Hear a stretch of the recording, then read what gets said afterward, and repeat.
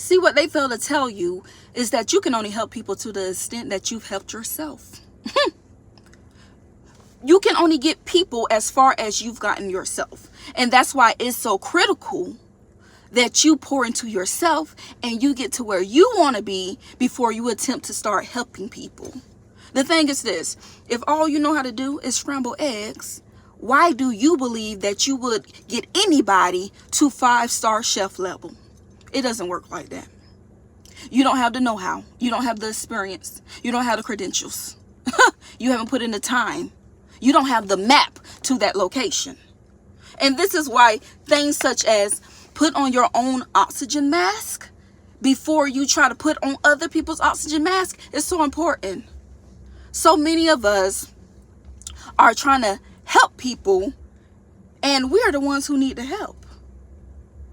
How are you trying to help people get out of poverty and you're in poverty yourself? How are you trying to help people get to a location and you're still in the same location that they are in? You've never even been to this location that you're trying to guide them into. That's when we talk about the blind leading the blind. And the thing is this, you can have great intention, but if that great intention is not backed by a solid foundation, a sturdy foundation, then baby, you just got some good intentions that are paving the way to hell for you and that person. You're not only setting back other people, but you're setting back yourself.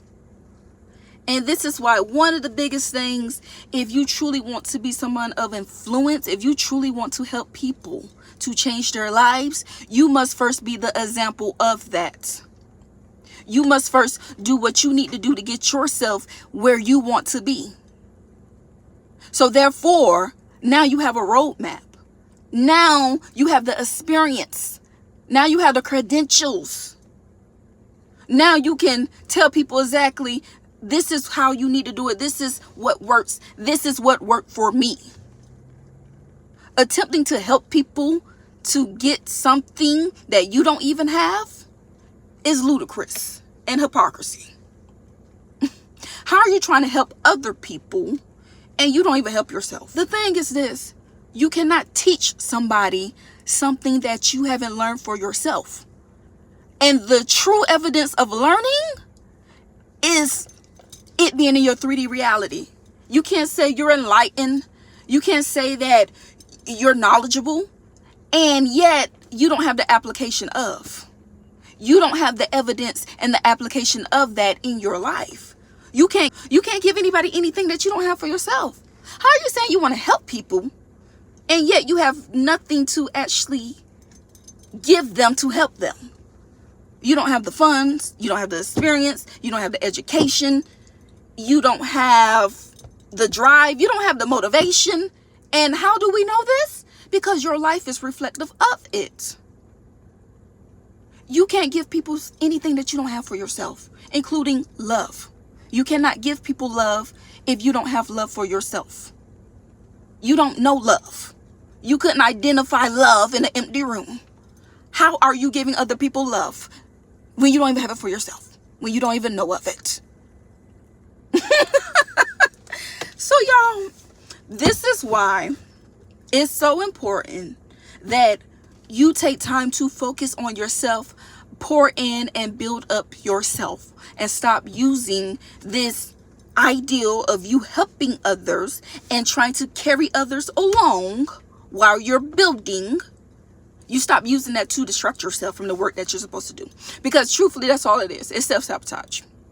It's a poverty-minded self-sabotage where you're constantly focused on so many other people that you never have time to really focus on yourself. You're so busy trying to build up everybody else and be such a good person and care for everybody else, and yet you're self-rejecting, self-abandoning, and never actually coming to success for your own self. That's called self-sabotage. That's when you and the people that you were so-called helping are all in the same poorhouse together.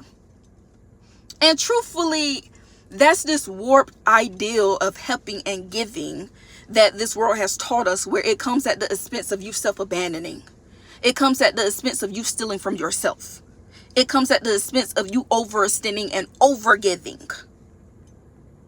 That's not real giving. That's enabling. That's enabling. And we know that when we enable other people, they usually become very resentful and entitled, because you cripple people when you enable them. So my thing is this: focus on yourself. Focus on yourself. Get yourself to the point where you want to be in life before you're attempting to give back. Because honestly, you don't have anything to give. Your cup is not full yet. Anything that you're giving, you're stealing from yourself. And eventually you will find yourself and that person in the same place. So make sure that you're showing up for yourself first and foremost. Help yourself before you try to help anybody. Put your oxygen mask on before you start putting other Bama's oxygen mask on upside down. Because first you need to master how to put on yours before you can teach other people how to put on theirs. And you know the good thing about finally becoming successful yourself and achieving what you want to achieve?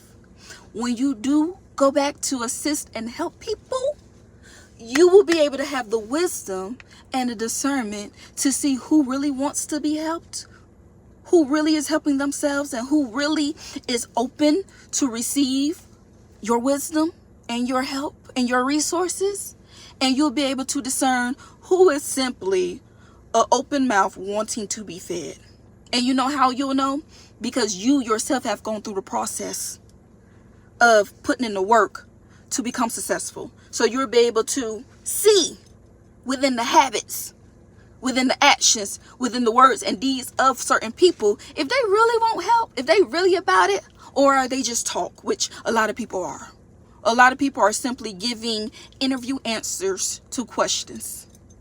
When you talk about, oh, well, what you want out of a partner, what you want out of life, what you trying to accomplish, honey, people sound so good. They sound so good. They have the perfect answers.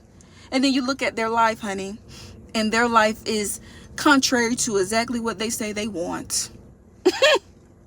So when you do become successful, when you do become the example of what you're trying to give others, now you have the discernment, now you have the wisdom, now you have the experience. So when it does come down to giving your help and your assistance and your resources, you're not just giving it to people who are going to mishandle, misuse it, not appreciate it.